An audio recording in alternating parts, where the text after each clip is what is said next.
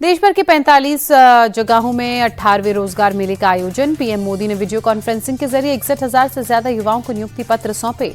PM Modi ने कहा, युवाओं को नए अवसर मिले, यही हमारी कोशिश। ये नियुक्ति पत्र विकसित भारत के निर्माण को गति देने का संकल्प पत्र।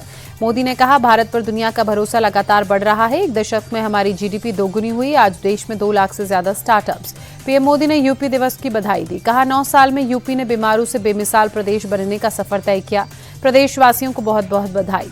पीएम मोदी ने कहा, डबल इंजन की सरकार लोगों की सहभागिता से संभव हुआ। देश की प्रगति में यूपी का समर्थन बहुत काम आने वाला है। राष्ट्रपति द्रौपदी मुर्मू ने यूपी दिवस पर प्रदेशवासियों को शुभकामनाएं दी। ट्वीट कर लिखा, भारत की विकास यात्रा में यूपी एक मजबूत आधार स्तंभ, प्रदेश के उज्जवल भविष्य की कामना। उत्तर प्रदेश दिवस के मौके पर सीएम योगी ने प्रदेशवासियों को शुभकामनाएं दी। ट्वीट कर कहा, नीतिगत उदासीनता की बेड़ियों को तोड़ यूपी बीमारू से भारत के विकास का ग्रोथ इंजन बना। जालौन में हिंदू छात्रा के किडनैप पर आक्रोश। सपा नेता रिजवान मंसूरी पर किडनैपिंग का आरोप। सपा नेता को हिरासत में लेने के बाद छोड़ने पर लोग भड़के। हिंदू संगठनों ने दोषियों को पकड़ने की मांग की। मिर्जापुर में जिम धर्मांतरण मामले में एक्शन तेज हुआ। फरार 2 आरोपियों के खिलाफ लुकआउट नोटिस जारी। पुलिस ने 25-25 हजार का इनाम भी घोषित किया। गणतंत्र दिवस से पहले उत्तर प्रदेश में बढ़ाई गई सुरक्षा। राज्य के सभी 75 जिलों में मॉक ड्रिल और ब्लैकआउट की रिहर्सल। सीएम योगी आदित्यनाथ ने लखनऊ पुलिस लाइन से मॉक ड्रिल का जायजा लिया। कहा, हमारी शांति से संकट तक की तैयारी। 26 जनवरी को गणतंत्र दिवस के मौके पर उड़ीसा के कोरापुट जिले में नॉनवेज की बिक्री पर प्रतिबंध। जिला प्रशासन ने आदेश जारी किए। दिल्ली में वेलकम के कविनगर में बीती रात 24 साल के युवक फैजान की गोली मारकर हत्या। Mister king lounge and cafe में फैजान पर फायरिंग हुई। फैजान की हत्या के आरोपी का सोशल मीडिया पर कबूलनामा भी सामने आया। कहा, फैजान ने 4 महीने पहले मुझे थप्पड़ मारा था, इसलिए मैंने उसकी जान ली।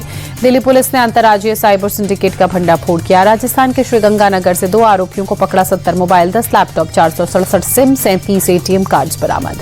साउथ दिल्ली इलाके में चेन स्नैचर का हाफ एनकाउंटर। बदमाश के पैर में गोली लगी। आरोपी के खिलाफ आर्म्स एक्ट के तहत मुकदमा भी दर्ज है। मुंबई पुलिस ने एक्टर डायरेक्टर केआरके को अरेस्ट किया। ओशिवारा फायरिंग केस में पूछताछ के बाद गिरफ्तार किया। उज्जैन के तराना में 2 गुटों में झड़प हुई। बाद में हालात सामान्य हुए, बाजार खुले। सपा एसपी ने कहा, स्थिति सामान्य है, किसी भी तरह की अफवाह पर ध्यान देने की जरूरत नहीं है। उज्जैन के तराना में जुमे की नमाज के बाद हिंसा भड़की। पुलिस का एक्शन। अब तक 18 उपद्रवी गिरफ्तार, 10 को हिरासत में लिया गया। केंद्रीय कपड़ा मंत्री गिरिराज सिंह ने राहुल गांधी पर झूठा होने का आरोप लगाया। कहा, भारत के कपड़ा उद्योग का नहीं बल्कि राहुल गांधी के दिमाग का शटडाउन हुआ है। गिरिराज सिंह ने अमेरिकी टैरिफ का कपड़ा उद्योग पर असर से इनकार करते हुए आंकड़ों के साथ राहुल गांधी को चुनौती देते हुए कहा, या तो हमारे आंकड़े गलत साबित करो या हमसे माफी मांगो। गिरिराज सिंह का दावा, मोदी सरकार ने सिर्फ टेक्सटाइल में 4 से 5 करोड़ लोगों को रोजगार दिया, 40 देशों में निर्यात के रास्ते खोले। नीतीश कुमार के बेटे निशांत के राजनीति में आने की अटकलें। सरस्वती पूजा कार्यक्रम में निशांत के लगे नारे। जेडीयू कार्यकर्ताओं ने नीतीश कुमार के बेटे और पार्टी में उन्हें शामिल करने की मांग की। बिहार के पूर्व सीएम और भारत रत्न कर्पूरी ठाकुर की जयंती आज। पीएम मोदी ने उन्हें ट्वीट कर दी श्रद्धांजलि।